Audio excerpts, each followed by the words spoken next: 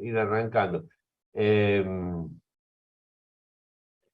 La clase pasada yo la corté, en el último slide que le había aplicado, era este, ¿no? Donde mostrábamos, bueno, me fui al principio. Alberto, una última consulta. Dale, dale. Cuando se cara la puerta para poner un instrumento de estos, ¿se altera el grado de IP del gabinete?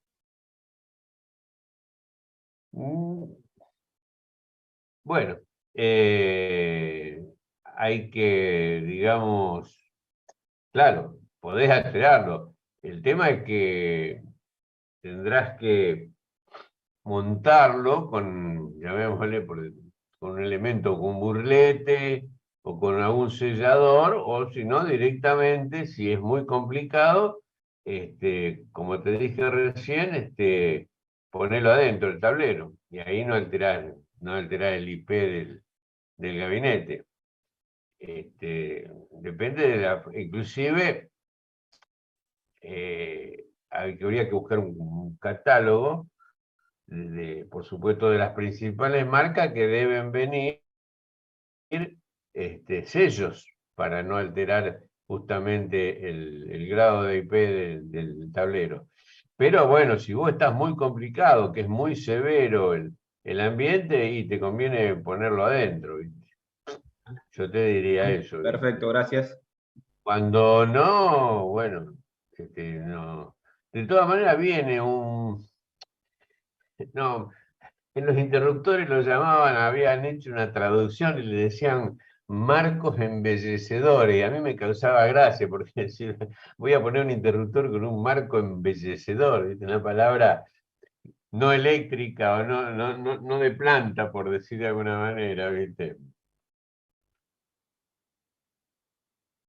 Bueno, dentro de, dijimos, la placa característica, yo le expliqué la conveniencia de que el tablero la tenga, porque si bien hay una orden de compra y un legajo, ese legajo está en la administración, no siempre la gente de mantenimiento tiene rápido acceso a esos archivos. Entonces lo mejor es que el tablero tenga su propia chapa, ¿no? Fíjense, en este caso está con 4 remachos, atornillada, pegada, no sé, bueno.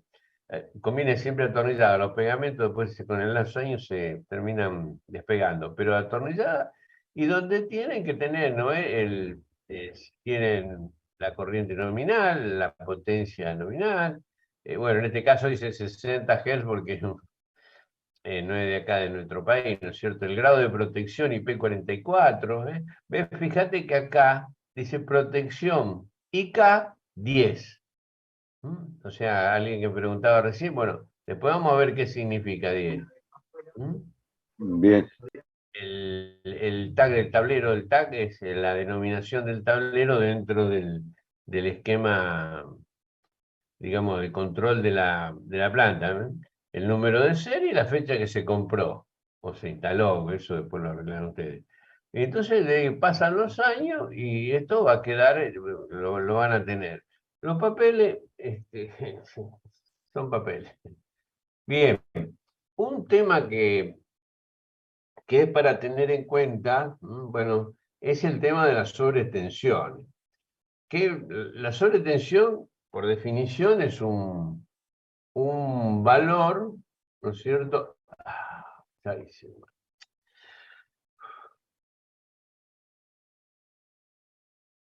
La sobretensión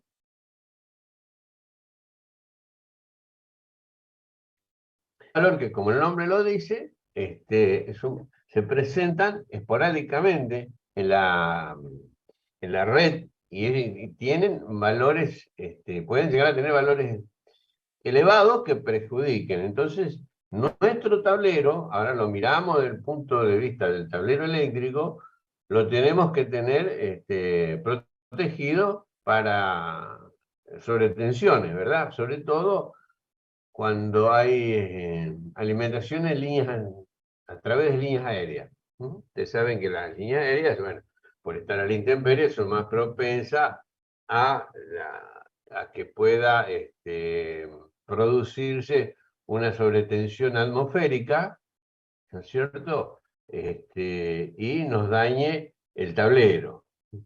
Es decir, las sobretensiones son de dos tipos, interna y externa. Las internas se deben a maniobra, eso es cuando hay líneas subterráneas en general.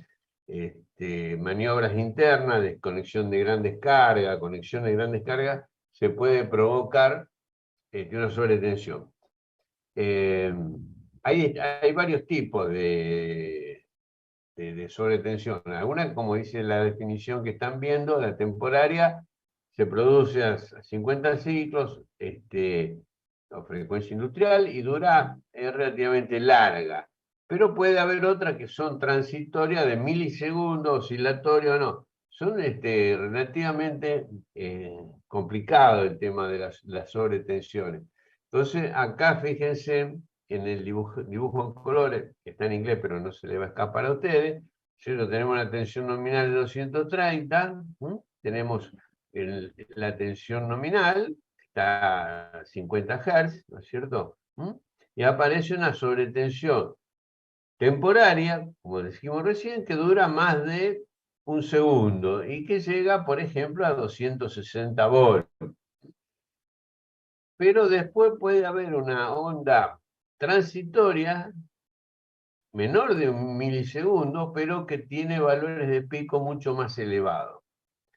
Eso trae problemas en los equipos electrónicos, en los equipos de maniobra y también en determinados con cables de algunos circuitos.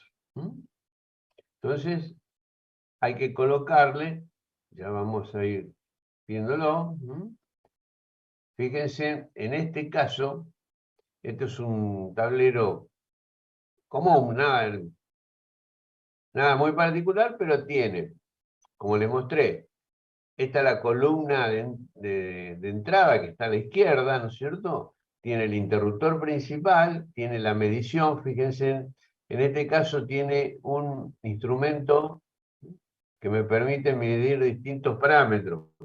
Este instrumento con la conmutadora es la tensión de línea, porque si yo tengo un problema, estoy sin tensión, ¿cómo sé si es porque está abierto o la empresa distribuidora no me está suministrando?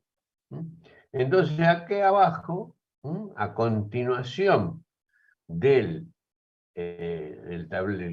elemento de maniobra, se coloca un circuito para prevenir sobretensiones. Acá a la derecha vemos un esquema donde hay un descargador.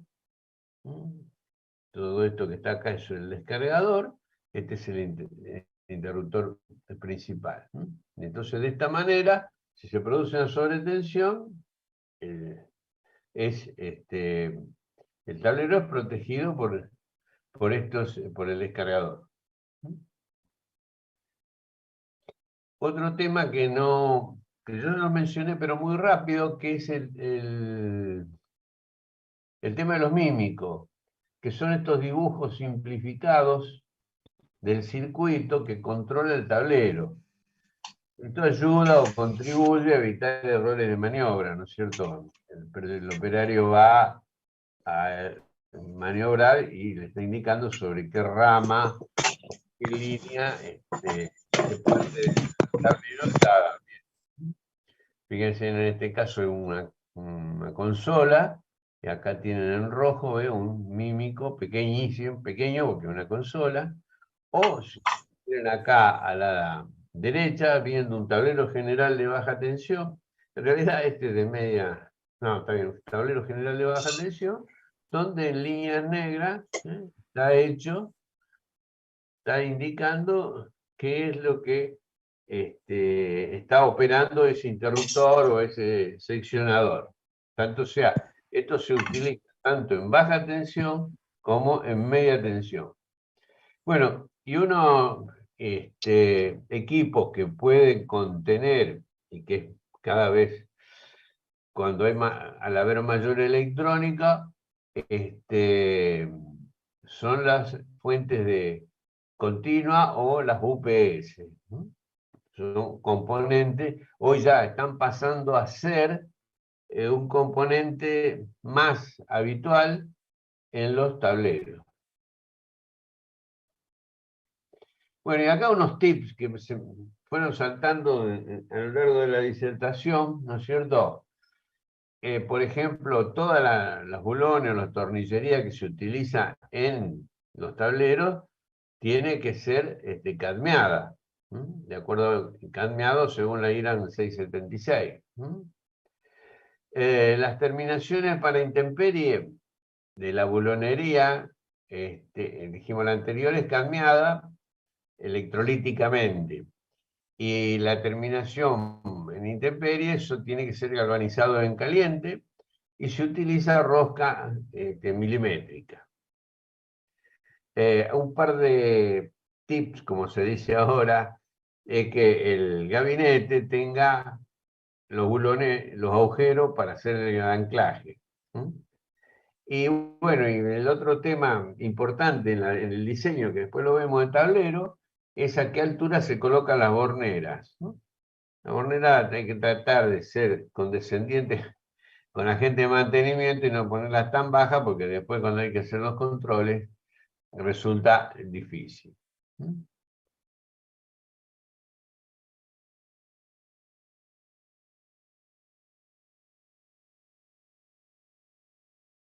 Vamos a ver un tipo de tablero, que es el tablero eléctrico de control.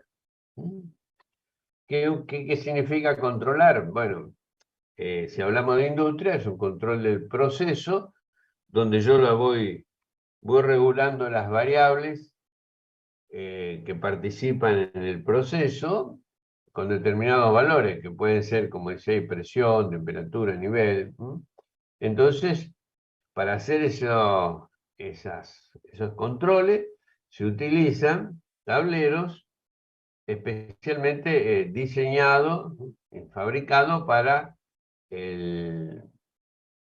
esa función. En general, tal vez no los encontremos separados, lo podemos encontrar en los CCM. O sea, ¿se acuerdan que habíamos visto que los centros de control de motores, cada uno de estos compartimientos, geometría más, geometría menos, cada uno de ellos tiene el control de un motor. Entonces, algunas funciones se colocan, en lugar de ponerlo en forma independiente, se colocan de cada compartimiento de motor, o de cada motor. Un tablero particular que van a encontrar son y cada vez más, ¿no es cierto?, son los de los PLC. PLC es un sistema de control que se fue desarrollando, como dice acá, a finales de los años 60. Y bueno, significaba en ese momento que electrónicamente se iban eliminando todos los relés electromecánicos, que era con lo que se hacía control hasta esos años. ¿Cómo funciona un controlador PLC? Bueno, el controlador PLC tiene módulos, hay que darle señales a través de los módulos de entrada, y por supuesto el controlador nos va a contestar, o sea, nos va a contestar dándonos una salida. En algunos casos hay una interfase que se le denominamos hombre-máquina, HMDI, yo les mostré recién, donde yo puedo ver los valores, los parámetros que yo estoy controlando. Y los módulos de entrada, ¿qué son? Provienen de sensores de temperatura, de volumen, de nivel. Y a su vez, el módulo de salida nos está dando indicaciones de lo que tiene que hacer el equipo. O sea, por ejemplo, acelerar un motor, frenar un motor, abrir una válvula, cerrar una válvula. Todo esto es lo que hace el proceso, un proceso de control. Acá tenemos otro esquemita ya un poquito más detallado, donde tenemos las entradas, por ejemplo, un pulsador, un detector de nivel, un límite de carrera, ¿no? Y todas esas señales van al módulo de entrada, que lo transmite a la central de procesamiento propiamente dicha, ¿no? Y de la central de procesamiento van a salir las señales al módulo de salida que, como le decía recién, arrancará un motor, parará, abrirá una válvula, prenderá una luz, emitirá un sonido. Y bueno, una forma es haciendo un acoplamiento óptico para separar, no incorporar ruido o distintas tensiones a algo. Yo, por supuesto, tengo una memoria que está almacenada en un dispositivo donde está el programa que tiene que seguir el sistema para hacer la producción que yo quiero. O sea, el controlador va a seguir un programa. Ese programa está alojado en una CPU, en algún lugar digamos, de la planta. Entonces, estos tableros sí son particulares. Tenemos, como decíamos, módulos de entrada, donde hay entradas digitales, salidas digitales, entradas analógicas, salidas, con módulos combinados, y por supuesto, esto está comunicado en redes dentro de la planta. Físicamente, ¿cómo son estos tableros de PLC? Estos sí son tableros especiales, digamos, particulares. Yo le decía, algún control simple yo lo hago dentro del CCM, pero cuando ya estoy hablando de programa, de CPU y todo, bueno, tengo que diseñar tableros especial para él. Vamos a ver acá arriba, a la izquierda, este es el PLC, con los módulos de entrada y salida. Relé auxiliares, estos relés auxiliares se utilizan porque yo recibo señales, digamos, de distintas tensiones, de distintos circuitos, entonces necesito, como vimos antes, aislarlo. Entonces utilizo los contactos de salida de estos relés. Entonces, bueno, fíjense que yo le decía que cada vez más frecuente ver UPS, ¿no?, para alimentar al PLC, porque si se me corta la tensión, lo que vulgarmente se dice, se cae el programa, ¿no es cierto? Entonces, bueno, yo necesito mantener la tensión, y cuando se cae el programa se nos descontrola el sistema. Bueno, entonces tiene, por supuesto, termomagnética, guardamotores, relé para hacer la salida. Después esto puede ser relé de entrada, esto puede ser relé de salida. Acá vemos otro tablero donde también acá está la CPU, las termomagnéticas, relé para entrada y salida, y horneras. Y acá tienen físicamente cómo puede ser un PLC para aquellos que no lo conocen. Seguramente algunos trabajarán todos los días con esto, pero hay otros que no. Acá tienen los distintos módulos. Por ejemplo, este dispositivo tiene módulo mejor de entrada, tiene los de salida. Ahí ven, fíjense, el manojo de cable. Acá abajo tienen otro tablero de PLC.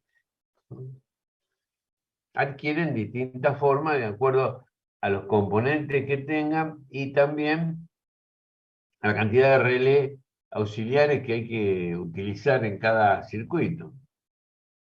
Fíjense en acá, un tablero donde tiene borneras, acá está el PLC, acá está la termomagnética de control, y fíjense que tiene, acá no se ve pues está desconectado, pero tiene luces indicadoras y por eso el tablero tiene un visor para poder ver, ¿no? Acá abajo se ven transformadores de control porque la tensión de los elementos que se controlan en el campo suelen ser de 110 o de 24 o 48 volts, dependiendo del diseño y dependiendo de la costumbre de la planta. Acá a la derecha tienen los distintos tracks del PLC. Todo esto constituye el PLC. Fíjense en acá abajo, por eso yo le decía antes que las borneras deben estar accesibles, porque hay que verificar esto. El diseño suele ser un tanto meticuloso.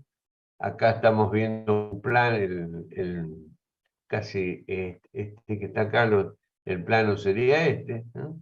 Acá tienen las borneras y acá tienen los módulos, con sus cables canales, como cualquier otro tablero.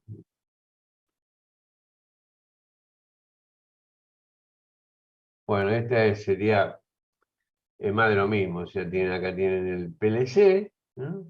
Acá tienen todas las borneras, los cables canales para traer los cables de campo, o sea, los cables de campo ingresan por acá abajo, ¿no?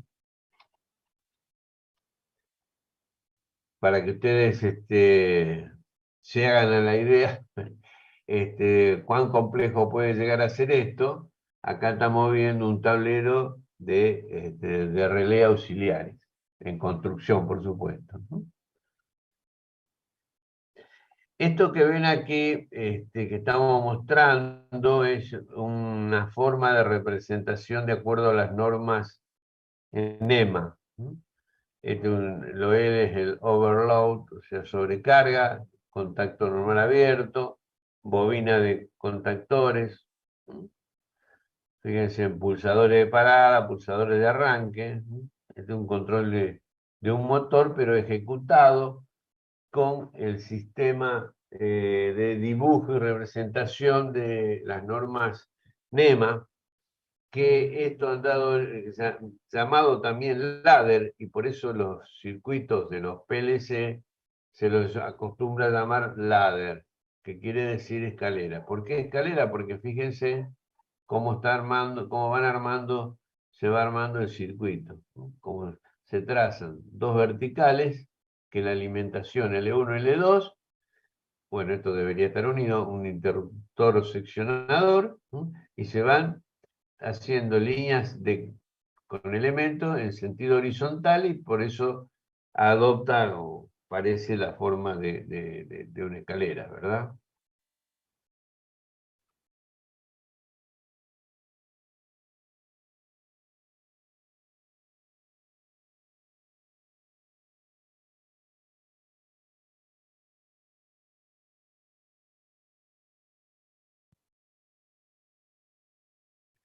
Bueno, vamos a ir a un tema importantísimo dentro de los tableros de eh, de los tableros eléctricos, que son las barras, ¿no? Las barras conductoras. Cuando definíamos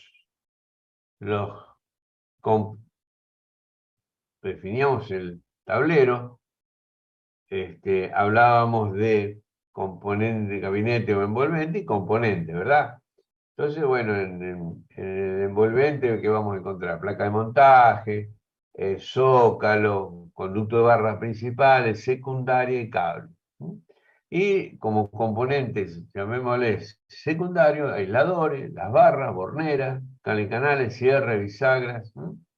Es importante que tengamos presente, aunque parezca reiterativo la disertación, pero es para que tengan muy claro cuáles son los componentes y cuáles son sus nombres. Hay una tendencia en la parte eléctrica a inventarle nombres. Y después no nos entendemos cuando hablamos. Entonces, vamos a repasar, ¿se acuerdan cuando mostramos la disposición general de un tablero importante?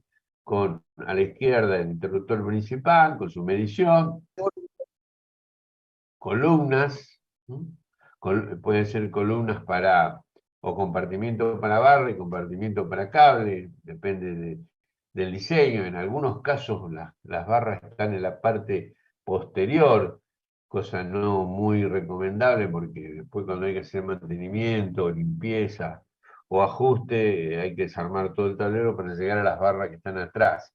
Siempre es preferible, si el tablero no tiene acceso posterior, habitualmente los tableros no tienen acceso posterior y a veces se ponen espalda contra espalda, que se llaman back to back.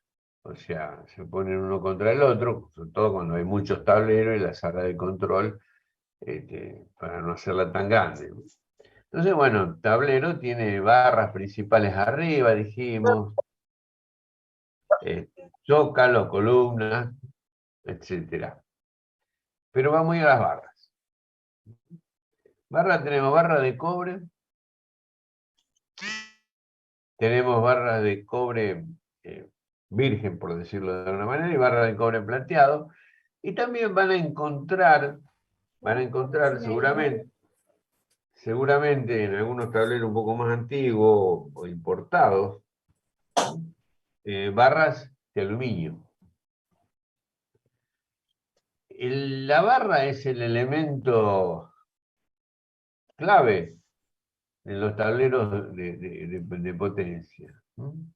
Hay barras de todas secciones, de todas formas, como vamos a ver ahora. Por eso es que decimos que son el alma del tablero eléctrico. En algunos códigos distintos, códigos de colores distintos, pero barras al fin, ¿no es cierto?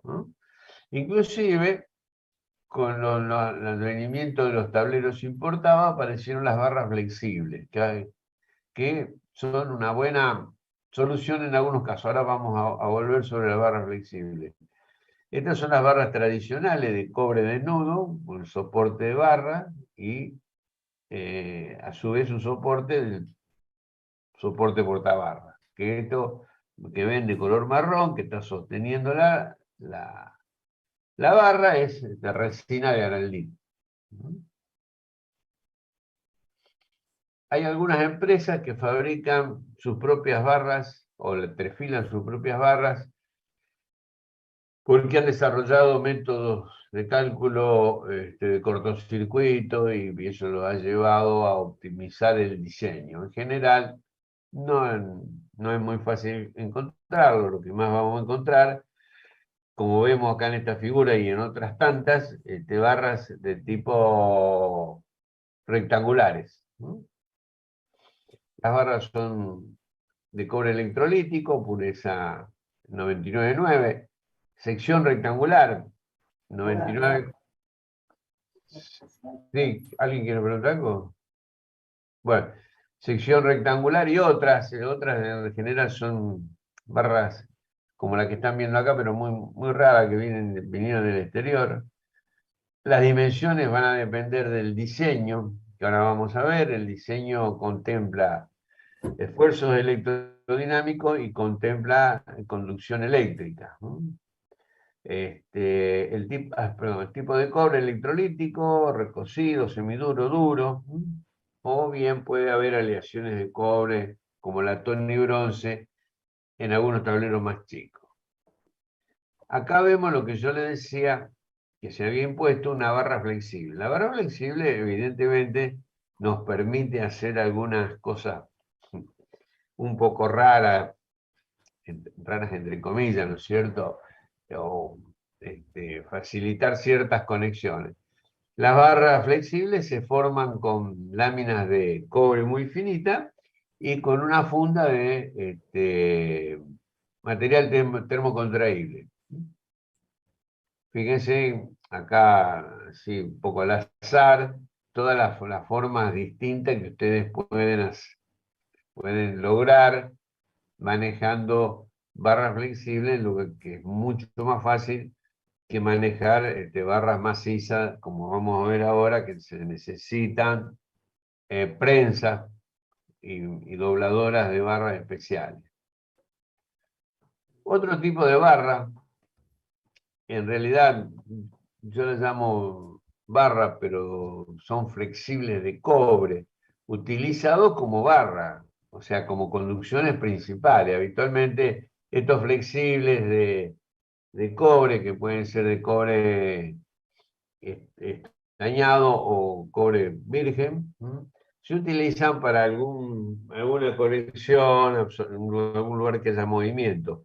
Pero en otro, como ustedes ven acá a la derecha, que han tenido que hacer una conexión un tanto extraña, diría yo, entonces han utilizado este tipo de barra flexible. En las barras flexibles se fabrican. Por un lado viene la malla en rollo, como ven, y con una prensa le colocan los terminales. Acá abajo tienen otro y acá tienen. O sea, la forma que adquieren las barras, por supuesto, está relacionado al diseño del tablero, y suele ser digamos, distintos ángulos, digamos, plegado o doblado distintos, para lo cual se utilizan acá a la izquierda, perdón, a la derecha, en amarillo, una máquina, una prensa hidráulica para doblar. Por ejemplo, fíjense en estas barras, tienen un determinado ángulo, acá abajo en el centro, entonces ustedes regulan la máquina y logran esta perfección, digamos así, en el plegado. Hay desde pequeñas máquinas a grandes máquinas que por supuesto son fábricas de tableros, ¿no? Eso no lo van a tener ustedes si quieren armar un tablerito. Y fíjense, para doblar acá a la izquierda, un pequeño doble, bueno, regulando la fuerza que se hace a través de energía hidráulica, o sea, que acá abajo hay una central hidráulica, ¿no?, con unos cilindros y van haciendo presión y dándole la forma que ustedes necesitan. Por supuesto, las barras hay que soportarlas, porque hay que aislarlas. Entonces acá hay una gran variedad de soportes, desde este que ven acá, que es para una barra vertical, o sea, acá pondría una barra vertical. Este otro tipo de aislador troncocónico para barras más pequeñas. Este tipo de escalera, lo llamémosle de escalera, también todo fabricado con resina, que nos permite montar 1, 2, 3, 4 barras para hacer pequeñas barras conductoras. O bien ya soportes un poco más importantes cuando tengo, por ejemplo, en este caso, 3 barras por fase, estamos hablando, ¿no?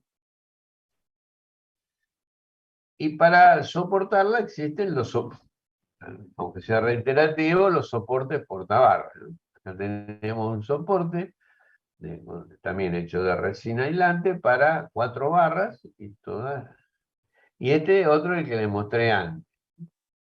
En este caso son individuales que se van armando, si son 3 barras, 4 barras.